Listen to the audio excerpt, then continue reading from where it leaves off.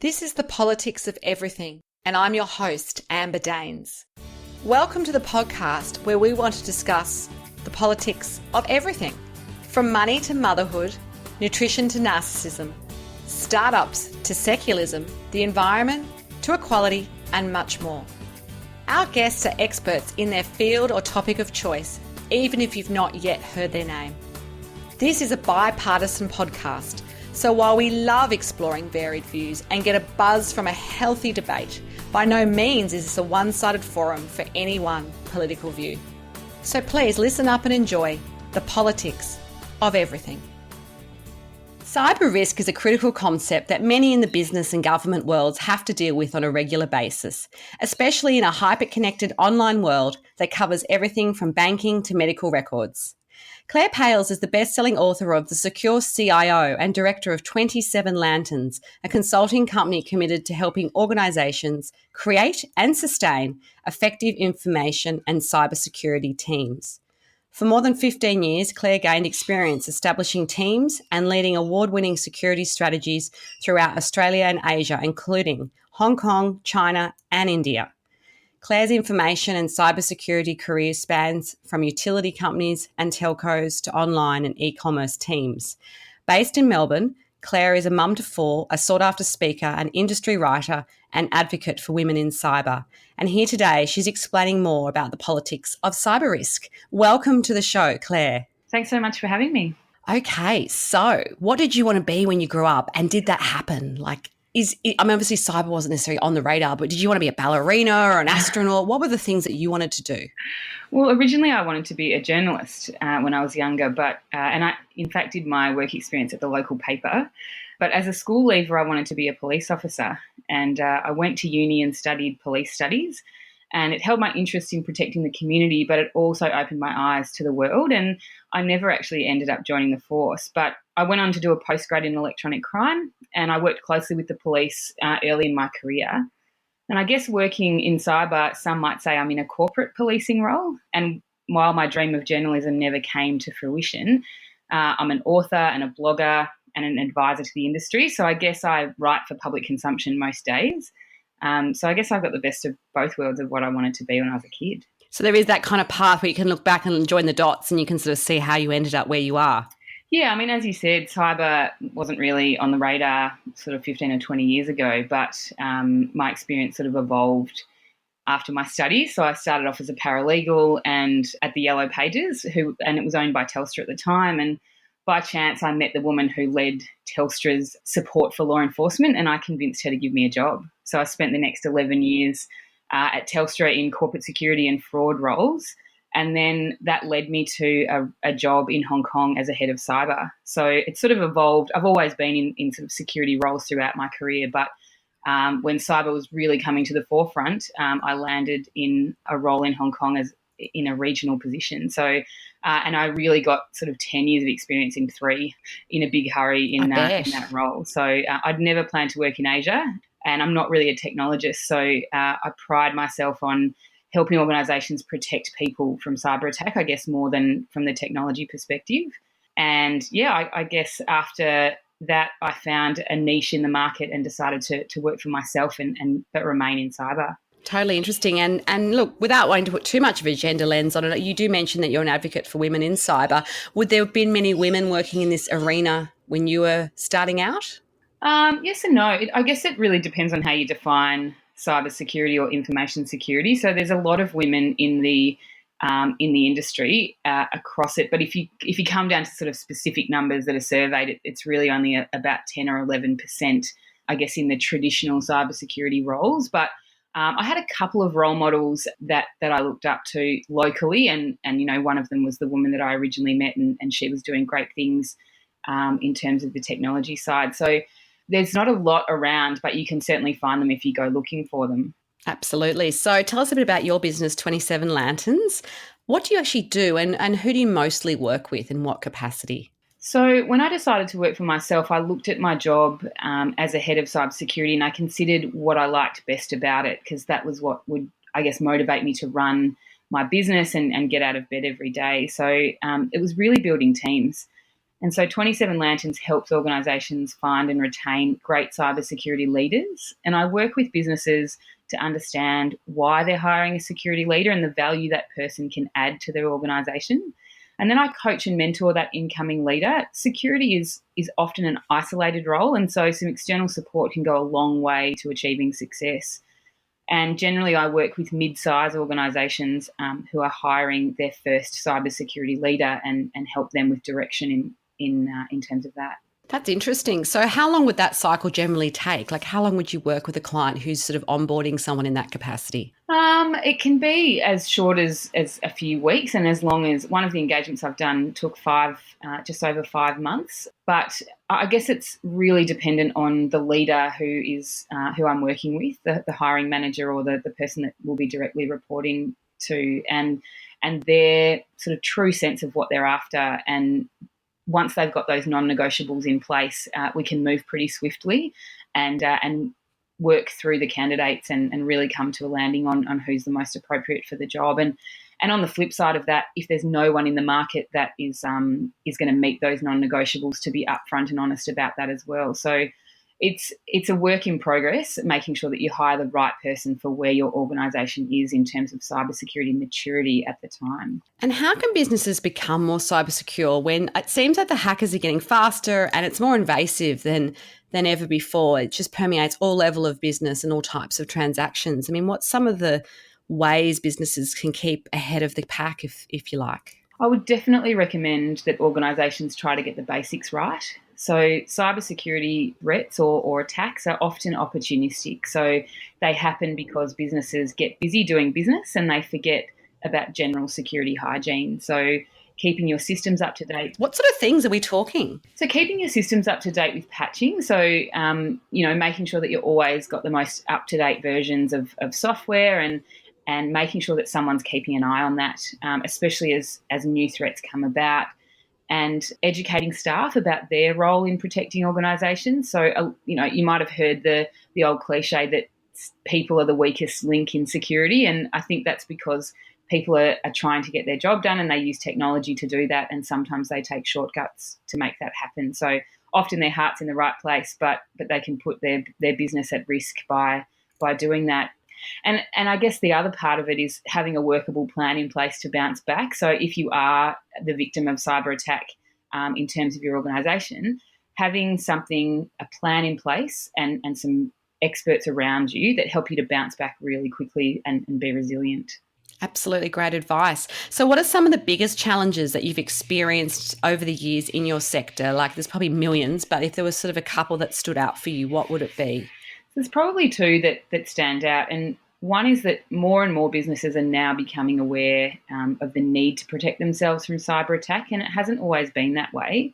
So one of the challenges I've experienced over the years is convincing businesses that becoming more secure isn't just a project, it's a way of doing business. And that's been a challenge. They make an investment in having some security controls put in place or some technology put in place, and then they think, well, that's humming along nicely, so that's the end of the project and we can walk away. But in fact, being more secure is an evolution, and it's every day, and it's building security in from the start in everything that you do in your organisation. And I think the other challenge would be encouraging great people to join the industry, so both students and professionals, and convincing them that cyber isn't all about dark rooms and wearing hoodies and coding and hacking. That's definitely part of it, but it's an industry that also needs passionate people from all walks of life who bring dynamic skills. So there are so many challenges. So just on that, what would be some of the more unusual skills that you think would maybe people might not think of as being suited to this career, but could be? What would be something that you have seen work in terms of that? So cybersecurity needs people from, I guess, for instance, HR or that side of things, because security, as I mentioned, is really a people. You need a people approach to it, and getting people to buy into, what's in it for them and why they should be more secure. And I guess on the flip side of that, we need people with marketing mindsets to market those cybersecurity messages to our business and to help people to understand that from their perspective that they've got a role to play. We need finance people. So cybersecurity often has financial implications, and from a personal perspective as well. So getting our staff and our employees and our customers to understand that, it could be their livelihood at stake, so they need to take measures to put security controls in place, or to have a stronger password, or just those basic things. So we need people, we need marketing people, we need finance people, we need young people who are, I guess, have grown up with a digital mindset. We need older people who are thinking about things from a more traditional sense, and can, I guess, communicate better with our more senior members of the community as well. So it's really as broad as it is deep in terms of who we need and those skill sets. It's definitely not all technical. While technical is very important, we really need people from all walks of life. That sounds enlightening, because I never knew that. I just, probably had some cliches around what cyber involved, although some of my clients have been in the insurance space and they've been, men and women in cyber, and they certainly wear suits and no dark hoodies. So there you go. I guess one of the rising problems in cyber that many businesses encounter in the current business climate is that it's not just their cybersecurity practices. So we've talked a little bit about what they need to worry about, but also worrying about the cybersecurity protocols of the other businesses that they're working with. And I think that's one of the big challenges of many organisations, particularly if they've got multiple clients and systems in place. How best can this be managed? So I think in terms of third parties, there's definitely a need to choose organisations to partner with who have the same security outlook as you do. So you can have all the security clauses in your contracts, but if the people you partner with don't live and breathe it the same way that you do, then you could be placed at additional risk, and you might be tarred with a brush that they are, that is kind of unfair in terms of the way that you practice. So having your own security standards mapped out and available for those people in your procurement team, or your legal team, or finance, or whoever's choosing the partners for your business, it's critical that they know what standards to uphold and what expectations they should have of third parties, and really trying to reduce any risk that might come through being associated with others. Interesting. So I want to go on to a global topic now. So hacking into elections became global news in the wake of the 2016 presidential election. Why do you think this has become such a attractive, if you like, option for international forces? And how do you think that can be prevented? Because they've even talked about things in Australia like Chinese influence potentially on our elections here. So it seems like we're in a different space when it comes to this kind of election process. What's your perspective on that from a cyber risk point of view? So I think it's attractive for a few reasons. Cybercrime can be quite cheap. So it's quite easy to mobilise and take action by using people who are in remote locations, who can hide their identity and hide exactly where they are using technology. And for a relatively cheap or small amount of money, you can get the outcome that you're after. And in this day and age, many people are looking for ways that technology can help us get ahead, and that can be for both good and for evil. I read a recent study about security professionals in the US, Australia, and the UK, and how concerned they are about this type of cybercrime in elections. And it's clear that nearly all security professionals are concerned about this, and not just about sort of the voting machines, but also about the back end. So it's not just about sort of protecting the parts of technology that we're in close contact with. It's about where the election data is stored, and that can be the most vulnerable part. And I guess we don't really think about that. We think about what's right in front of us. And I think prevention of this sort of cyber attack is a pretty strong word, because in reality, if somebody wants to target the machines, then they're likely to find a way in. But it doesn't mean that the people who own these systems, and I think in many ways they're kind of critical infrastructure, because they're the conduit to deciding who is going to be leading our countries and who's going to be protecting our physical borders. So we really need to think about who's building these machines and this infrastructure, and what actions are they taking to lock down them as much as possible. So I guess from the political perspective, it comes back to my answer earlier about partnering with organisations that are really thinking about security at the same level as our governments and those in other countries.